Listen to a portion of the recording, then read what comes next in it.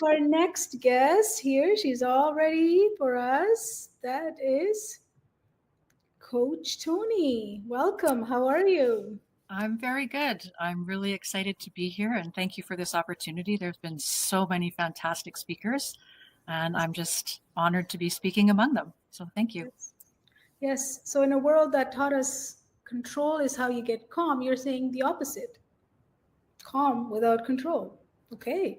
How to lead from inside out. I thought we have to follow everything from outside. I'm not sure about this talk, but I believe her. She stands for leadership that begins with, she didn't tell me. I asked her, sorry, but she's here today. She believes calm is the, no idea. She is committed to helping parents lead without, we will find out. She is here to remind us that a regulated leader creates. Tell us, what do they create? All right. Welcome. Thank you. So my topic today is leadership. And every child is looking for leadership. They're looking for nurture, comfort, safety, guidance, modeling how to be, for teaching. And in psychology, they call this their primary attachment. And today I'll talk about this primary attachment as leadership. This attachment needs to last as long as the child needs to be parented. In the past, these leaders, these primary attachments, were parents and teachers. Since the 1950s, it's started to become peers. That is when the peer culture came in. But now there's something new trying to lead your children. If you were here yesterday, you heard Kohila talk about the impact of social media on children. And I think we've all experienced how much our children crave access to this. And in reading the book, The Anxious Generation, this is an addiction. And it's an addiction that's been designed carefully using psychology and experiments to how to keep these students' eyes on the screen as long as possible. The more eyes you have on the screen, the more you can charge for advertising. And this internet access that they're going to is really designed with science to create consumers. And maybe you can type in the chat. Have you ever had the feeling that your child sees what your child experiences and sees on the internet has more of an influence on them than you do? Have you experienced that? Oh, yeah. Molly says, Yeah. oh, yeah. Ruth says, oh, yes. Oh, yes. Absolutely, Allison. Yeah. So you're not alone. This is really real.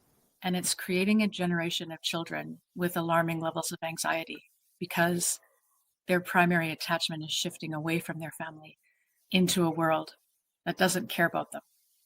This isn't a leader that cares about the safety or the soul of your children, not in the same way that you care. And so now more than ever, we need to lead our children.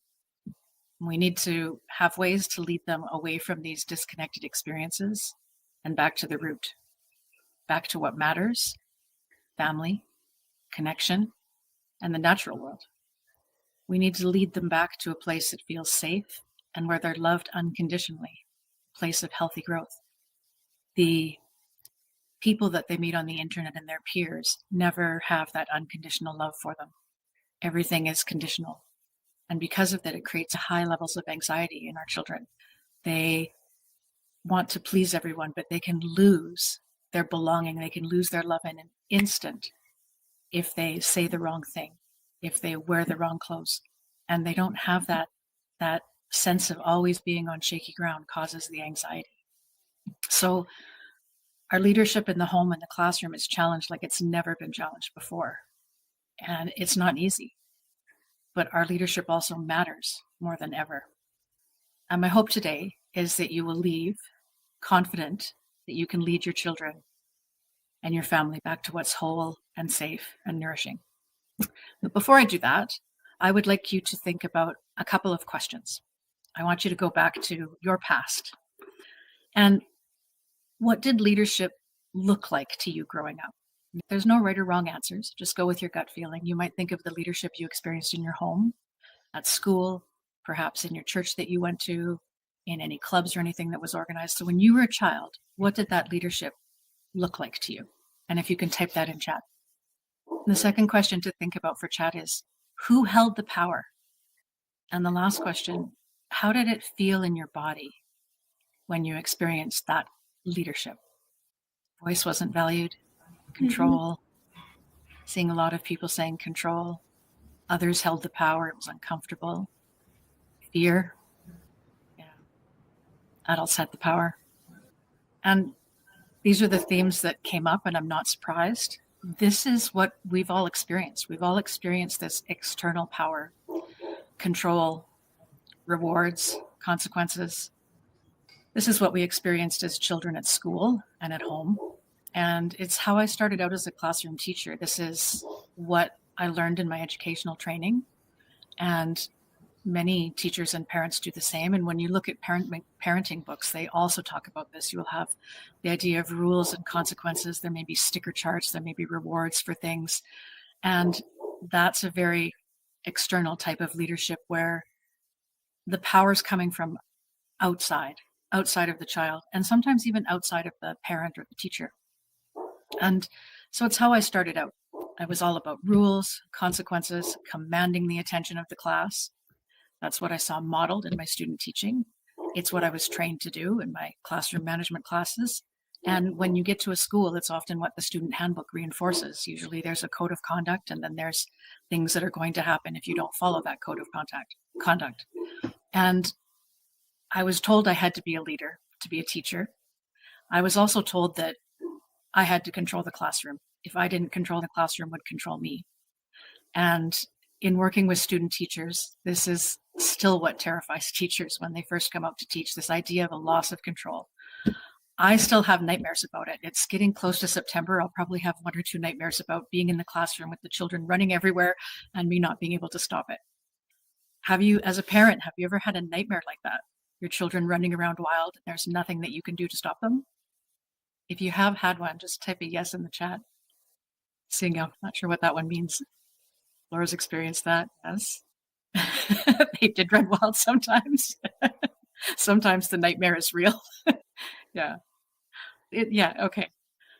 And we really fear losing control. We really do. But one thing I want to share is that children are born wanting a connection with their primary caregiver, and they want to be good. When that connection is strong, they want to be good. They're not going to run around and destroy everything unless we control them. So I'd like to share a personal story with you. It's a story about the person who transformed the way I think about leadership and how I lead in my classroom and how I lead in life. This is my leadership mentor. This isn't a picture of the actual boy, but this was a boy that I met in the hallway. And he was a student in my very first classroom. I had been there watching for a while before I had to teach him. I learned that he was in grade 5. He was already a smoker. He was disruptive. He was rude. And he was unteachable, the teacher said. I noticed in the first week that I was there that he was in the hallway every day, and he was there more than he was in class. Sometimes he would be in the hallway in the first half an hour of the day. And when I asked why he was out there, I was told that's where he's always been. One teacher said he spent his whole academic career in the hallway. So he made me very nervous. I had watched him, and his behavior was extreme, and it was disruptive to everyone in class. In all of my student teaching, I had never experienced a student this extreme. So I took a deep breath and I did what I was trained to do. I made a plan. I had rules, I had boundaries, I had consequences. I sat him close to the front of the classroom and I braced for the storm. And the first day that I taught, I made sure that I greeted all the students at the door. And when they were all in, I walked in and I got a storm. I'll never forget this first lesson. I walked into the classroom and immediately he leaped out of his desk, got 2 inches away from my face and went, and then he sat back and looked at me like, what are you going to do? So I took a breath and I followed my plan and I gave him a warning. That's one. But he kept disrupting. He disrupted every minute of the lesson. He blew past all the warnings. He knew that I couldn't control him. And The system that I was in with external leadership and the power said, send him out. The needs of the many over the needs of the few. Students aren't learning, send them out. Power said to control them. But something in me didn't agree with that. That didn't sit right with me. I don't think that any child wants to be sitting in the hallway alone, separated from their peers, not learning every day. Why was he doing this? I was very curious why he was doing this. And my thinking started to change. I stopped thinking, how am I going to control him? And started thinking, what is this behavior trying to say? What's happening? I needed to know more. The other students in the class helped me understand about what was happening in this boy's life outside of school. I found out that he wandered around his neighborhood at night, all night. I also learned that he would often come to their houses and knock on the door to invite them to play right at dinner time. And many of the parents knew that he was hungry and they would invite him in to eat. I learned that his mother was struggling with severe alcoholism. So I started to understand where this behavior was coming from. He wasn't a defiant student. He was a boy who was hungry, unseen, and he was longing for a safe place. He was looking for a steady adult. The hallway wasn't the answer to that. So I did something very radical for the school. I stopped trying to control him. I stopped treating his disobedience as disobedience and started seeing it as a survival strategy, a survival signal. For him, the classroom was a very risky place. He'd been in the hallway since grade 1. He hadn't been doing any learning. He was going to fail if he came into the classroom and tried to do what the other students were doing. Outside in the hallway, that was safe and comfortable. So the first thing I needed to do was to keep him in the classroom. I needed to make him feel safe.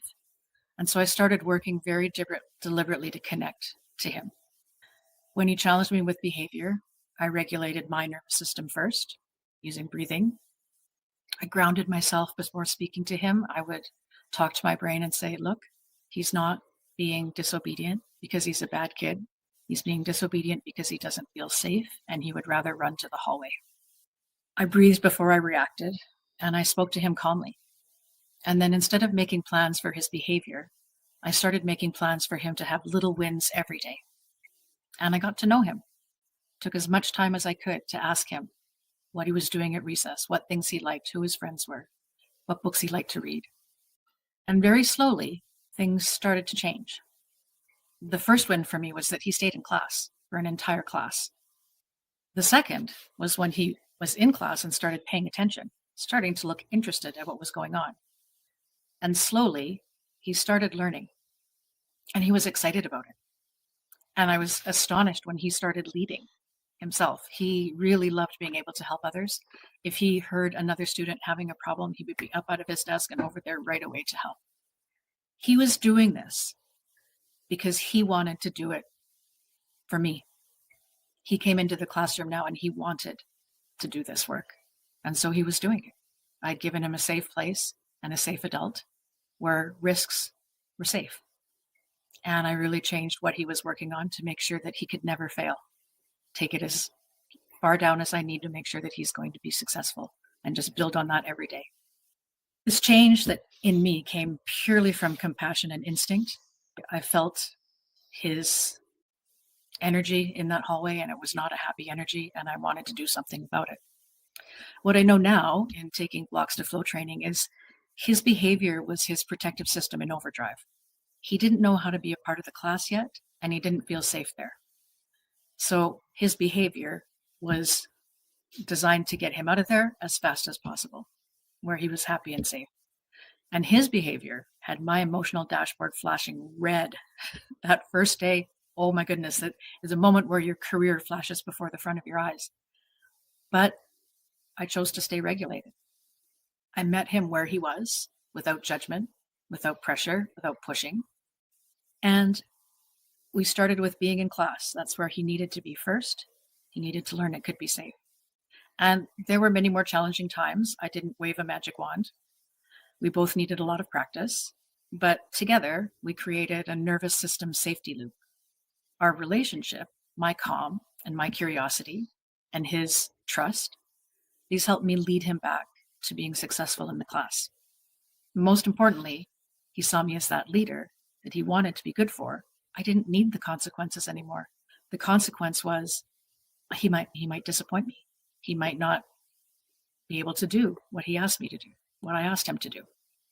I don't fault his other teachers. They were doing what they were trained to do. And this is what we know, and this is what we've experienced.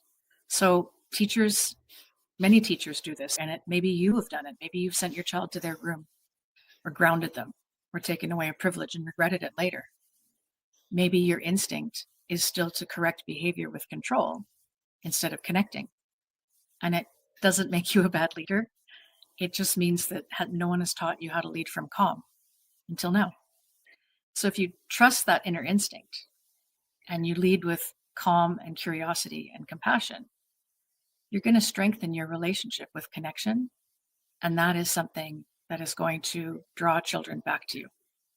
At the end of the year, I realized that this boy gave me a gift. I like this quote from Richard Bach that every problem has a gift for you within its hands. This boy taught me the power of leading from within, from what was within him and what was within me. He taught me to trust my instincts. He taught me to calm myself first, to help him do the same. He taught me to connect before fixing, taught me to stay curious and to act with compassion. And he also taught me that even the most difficult children will come back if they're given the right opportunities. And that affected the rest of my career. I never looked at a child and thought, this child cannot be successful in class ever again. And so over the next 25 years, I've used this approach with dozens of students, with dozens of children with various challenges. I've made a lot of mistakes, and I still do. But I've also made incredible progress with many students. And you don't have to be perfect to do it. You just have to be human and present, curious, be compassionate, and be soft. Because every child wants to be good for someone. And many children who have experienced difficulty with behavior, when they have someone who's soft with them and they find that person, they've been looking for that for so long, and they will really work hard. And we're born this way. Our minds are programmed for this. So for this boy who didn't have anyone, I decided to be that someone, to lead him instead of controlling him. So the next time when your behavior has you on edge, remember, what works is calm, not control. Curiosity, not judgment. What is this behavior telling me? Not, oh my God, my child is out of control. They're being bad. Think about relationship, not rules. If the relationship is strong, you don't need to have all the rules and the consequences. And when you do that, you're working from a place of leadership, not power. And that connection is the foundation for child rearing. Without it, no parent strategy is going to work. The soft leadership builds that connection and brings your child back. Leadership through power and control breaks connection, makes things worse, because now they've realized that person that they want to be good for is not seeing them that way. And whatever happened to get them there, now you've piled on something else. So it makes it worse for them. Leadership through power can also send your children looking for leadership elsewhere, among their peers or to people on the internet, looking for someone who's going to give them a safe space. I want you also to remember the gift, because children are all looking for connection. And those most challenging moments, those meltdowns, if they're handled with leadership, with soft leadership, with compassion, that is an opportunity to make a powerfully strong connection with your child. And it's a gift. It's an opportunity to show them that you are the steady, loving leader that they crave. The leader that gives them unconditional love, that gives them good support, healthy support. That leader is going to feel better than their peers, better than the internet. It will guide them much more effectively, compassionately. When you hold them with unconditional love and support, your children will feel it. It's what they're all looking for. And that's how we lead them back. We lead them back through calm, curiosity, and compassion. I have one more slide, but before, I'd like to give you a strategy that you can use to calm. So we've talked a lot about breathing, and breathing is a good strategy. That's a good go-to. This is another one. We've talked about the brain to gut connection, and there is a nerve that we have in our body that goes all the way from our brain all the way down into our stomach and goes through a lot of our organs. It's illustrated in yellow on this diagram. It's called the vagus nerve. And when you stimulate the vagus nerve, it calms your brain. So let's try that one right now. And teachers, if you have students in your classroom that like to hum when they're doing everything, humming also stimulates the vagus nerve. And so this might be a replacement that you can suggest if the humming is causing the class to be loud. All right. So what you want to do is you want to go to your ear and find just the first bump. Go just underneath the first bump and put your finger in there really gently and just give it a nice soft massage. Just in circles, just softly. This, when I'm very stressed out, I feel this all over my body. And when I don't feel it, I know that it's good, I'm calm. Another spot that you can try is to go down where your ear canal is to the next bump underneath, like the last bump before you get to the edge of your ear. And you can also give that part a bit of a massage. And then you can take your whole ear and pull it down towards your skull and back. Just give it a gentle pull. Then do the same thing, pull it up and back. And then the same thing, pull the lower part of your ear, pull it down and back. You can do that for longer. You can do it on both ears. And if you find that is something that helps you get calm, there are lots and lots of other ways that you can explore to stimulate that vagal nerve. I hear that they're looking at vagal nerve and autoimmune diseases like a important nerve in our body. So how do you respond in a meltdown? I saw recently a comparison of two teachers, and it's a student who's 5 years old who's having a meltdown in a classroom. And the first teacher calls the office. This student can't be in the classroom. Get them out of here. Second teacher starts to use calming techniques on the meltdown. So model yourself using calming techniques. Talk it out loud. I do this in my classroom. I'll say, I'm feeling a little bit out of sorts here. The class is getting a little bit loud. I know it's because you need a break, but before I do that, I need to take some deep breaths. And I'll take my deep breaths. Model a regulation strategy, a co-regulation strategy. You could draw rainbows on the floor. I'm just going to draw some rainbows on the floor. Your child can join you if they want. Another great one when a meltdown is happening is ask them to carry something to help you. You just want to come to the kitchen with me and we'll move that water jug there over onto the counter. And once you've used these strategies and you feel that a child is emotionally regulated, they're out of that red zone, out of the yellow zone, back to the green zone, that's when you can ask them to talk about what's bothering. And earlier, Stacey Griffin shared many of the things that you can do with your family to build these connections. When you talk about them, you can say, what feels true right now? No judgment, no blame, no analysis, just what feels true. And when you build those connections, you're going to create a leader that your children want to follow. And when they want to follow, you're going to find that all of those consequences aren't going to be necessary anymore. And the connection will just build stronger and stronger because that's what your child needs. So before we go, I would like to set an intention. It's good to say these things out loud. So if you can place your hand over your heart, and I want you to say it out loud. Calm is my power. I lead from the inside out. My child doesn't need my control. My child needs my regulation, and my presence can lead. I also have an offer. So for this summit, I'm offering a 5-day inner ecosystem exploration to gently uncover what's behind your challenges. What are behind the challenges that you're having with your child? And to co-create or challenges that you're having with yourself. And from that, we would co-create a personalized plan for growth. This would be an in-depth look at what is happening with the person, the environment, and you can get all of my information by using the QR code that's on the page. And that's the end of my talk. Thank you all for being here. I'm excited to be sharing this information with parents today. Yes, thank you so much. It's amazing. Learned so much. Thank you.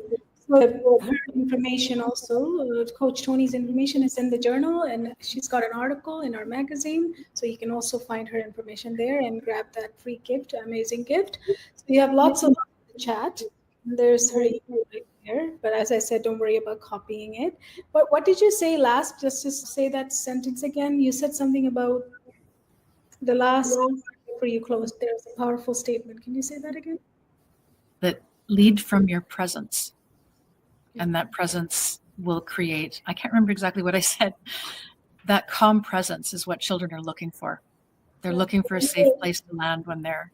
You were this plant. Yeah. That little boy. Yeah. Gravitated towards you for your strengths. And then yeah. And honestly, what I've seen with these children, once they see you as that safe place, once they know that they're safe with you and they can trust you and you're not going to judge, you're not going to punish, they just flourish. They really do. They work so hard and they love it. They all want to be successful. They all want to be good. Absolutely. And it's so much easier than sticker charts and consequences. And with the student that I taught, consequences didn't mean anything to him anymore. What consequence am I going to give him at school? You're out of the classroom. Yep. I'm not a very good teacher if I can't even keep a student in the room with me. So, yes. Absolutely. Thank you for being that compassionate teacher and a coach now. Amazing. Thank you so much.